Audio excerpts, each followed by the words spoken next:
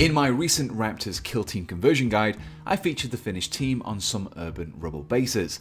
A few of you asked me how I went about making them, so as I do enjoy making basing guides, I'll be showing you just that. I'm Pete the Wargamer, and in this video, I'll be showing you how to build yourself some Urban Rubble bases. I began with a 40mm base, but the size doesn't matter really. Larger bases will let you add more detail than smaller ones, but the process is the same regardless. For my urban bases, I like to build them around a small chunk of pre-made scenery. I find that this helps to tie the base into the model a little more. Using a piece like this wall here, I could get a good few squads worth of basing materials from it by just using small amounts. To get these chunks, I use my hobby saw to remove a small section, like this door for instance.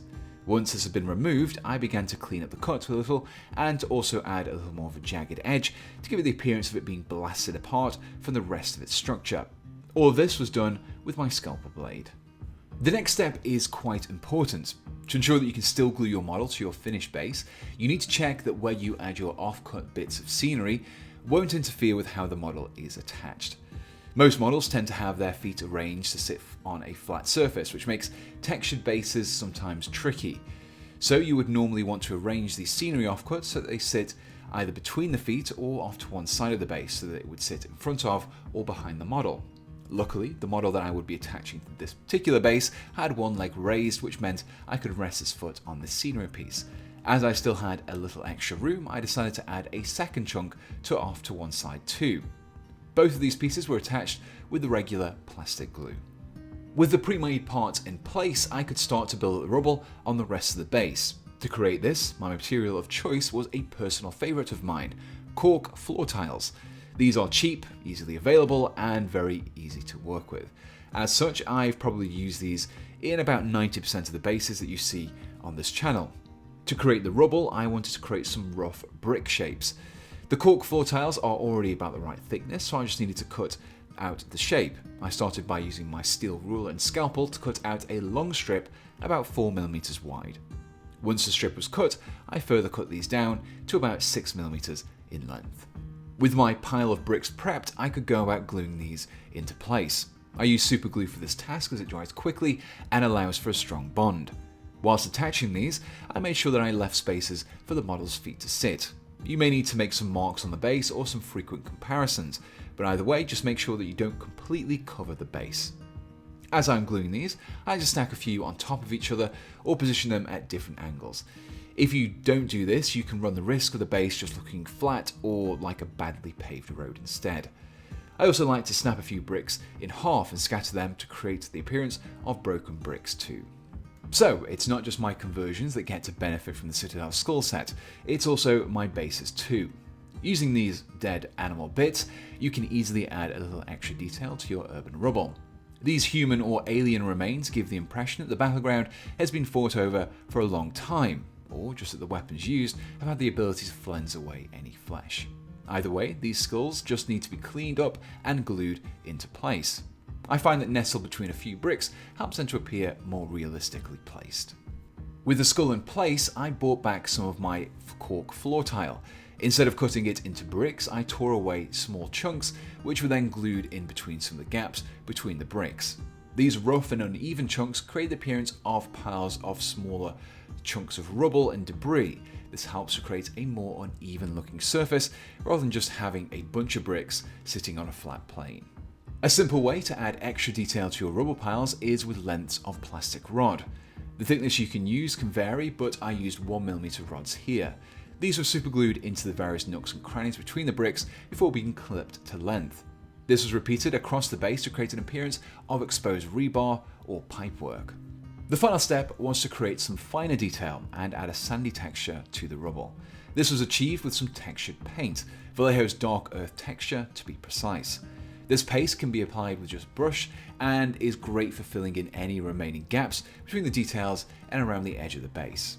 Once applied, I left this alone to dry for a few hours before I moved onto the painting. I began painting the base by starting off with a black primer. I used my airbrush to apply the primer, but the method doesn't really matter, only that you use black. This helps to not only create the darkest shadows in the recessed areas, but it also helps to create a uniform colour across the various materials that have been used to build the base. After priming, I began by tackling the small chunks of pre-made scenery. I like to paint this a slightly different colour than the rest of the rubble to help add a little variation to the base. I chose a red oxide colour as this would help to create a rusted effect. I chose Vallejo's Whole Red for this task and thinned it out with a little water. This was applied over the plastic pieces of terrain. Didn't worry too much about getting perfect coverage here, as it would simply add to the weathered look of the piece. For the rubble, I could have started out with just applying grey straight away, but this can often create a monochrome appearance rather than a dirty, dusty pile of rubble. To remedy this, I began by base coating the debris with some chocolate brown, heavily thinned out to create quite a watery mixture. This allowed me to quickly apply it over the uneven surface and, when applied over the black, created a dark overall brown colour. Once the brown base coat had dried, I could move on to adding the more familiar grey concrete colour. The quickest way of applying highlights to these kinds of highly textured and uneven areas is with dry brushing. Dry brushing essentially involves taking a brush, loading it up with paint, and then wiping away the excess onto a piece of paper. You're left with only a little paint left in your bristles, hence the name dry brush. By lightly applying the brush over the surface, the paint will only accumulate onto the raised edges, giving you the same effect as a highlight, but with a lot less effort. I chose to use a mixture of black grey and field blue for the step. Mixing the two together created a dark greyish blue colour. This cooler tone would contrast nicely against the warmer browns and reds that I'd already applied. With the same dry brushing technique as before, I applied some pure field blue. This was done a little less heavily than before so that it mainly built up on the raised details, helping to enhance their definition. Finally, a mixture of field blue and pastel yellow was used to create a very pale blue. Again, I applied this with the dry brushing technique, and this was focused only on the edges of the bricks. This created a thin, light grey line which, against the dark grey of the rest of the brick, makes them appear to be sharper. The skull on the base had already been base coated with the chocolate brown, so I just needed a lighter tan colour to highlight and to create that bone coloration. For this, I used green ochre to create a dirty, bleached bone appearance. This was thinned out a little and applied to just the raised details, leaving the darker chocolate brown only visible in the recesses. The scenery pieces that I had painted with whole red earlier had been covered with some of the greys, which was fine because it just created a dusty effect across their surfaces. However, I wanted the sections of rebar to have more of a defined red colour, so these were base coated using the same whole red as before. Over the scenery pieces and the lengths of protruding rebar, I added a fine edge highlight of gunmetal from the Army Painter. When applied in a thin line across the edges of these areas, I was able to create the appearance of a rusted metal surface and had small patches of the bare metal exposed. The final step was to add a little dust to the base. This was done by taking some stone grey and mixing it with quite a bit of airbrush thinner. This created an extremely watery mixture, which acted more like a wash when it was applied over the base by flowing into those recesses. However, as this was just a thin paint, when it dried it created a matte, dusty appearance, which really helped to build up the realism of the base.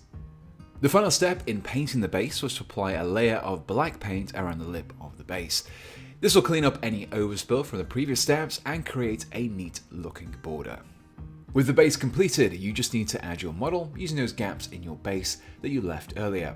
Just make sure that you scrape away any paint from the contact points before you do any gluing.